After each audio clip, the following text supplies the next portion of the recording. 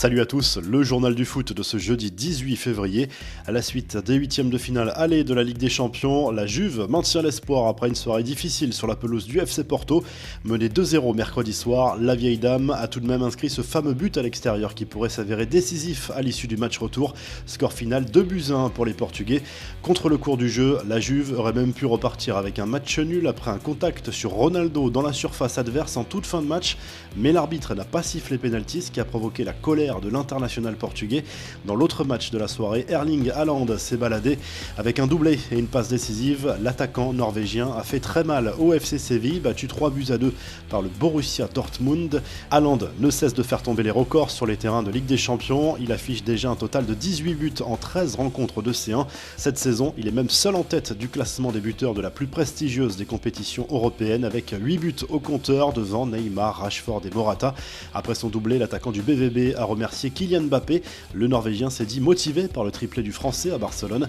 Interrogé sur l'intérêt du Real Madrid, Haaland est resté comme à son habitude peu loquace. C'est toujours agréable quand quelqu'un vous veut, a simplement réagi le Norvégien. Selon plusieurs médias allemands, le contrat du joueur du BVB disposerait d'une clause libératoire activable dès 2022 pour un montant estimé à 70 millions d'euros seulement. Ce jeudi soir, place à l'Europa League avec un seul club français encore en lice, Lille, qui reçoit l'Ajax Amsterdam en 16e de finale aller.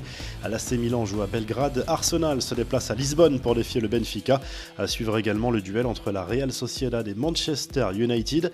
Retour à présent sur un clash qui était passé inaperçu le soir du match, mais qui fait beaucoup parler en Espagne ce jeudi, avec le journal Sport qui en fait sa une notamment.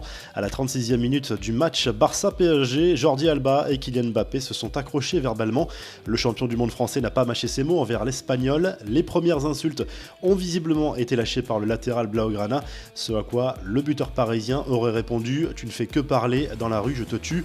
On aperçoit alors Piqué s'approcher « Tu vas tuer qui, toi ?» lance alors le défenseur central du Barça. La suite, vous la connaissez, Mbappé finira par inscrire un triplé dans cette rencontre.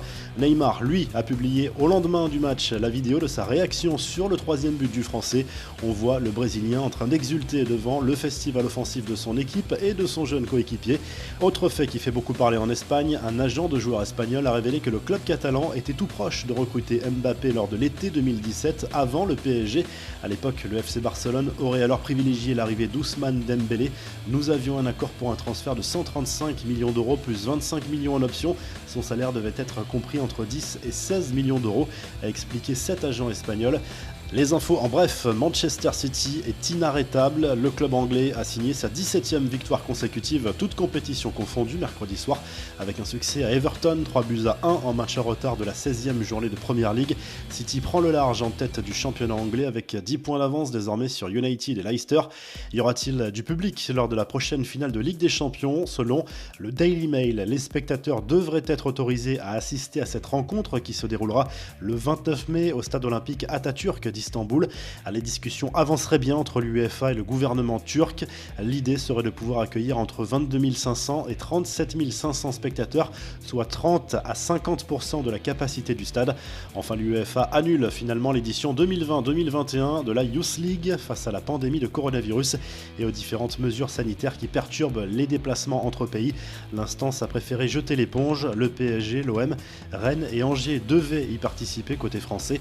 La revue de presse, le journal L'équipe a fait sa une sur Kylian Mbappé à nouveau ce jeudi, mais cette fois pour évoquer l'avenir de l'international français dans la capitale française. Même si les discussions sont en stand-by depuis quelques temps, l'attaquant du PSG pourrait bientôt prolonger. Le quotidien sportif revient également sur la victoire de l'OM contre Nice, 3-2 en match en retard de la Ligue 1. En Espagne, le journal AS reparle de l'intérêt du Real Madrid pour Mbappé sous contrat avec le PSG jusqu'en 2022.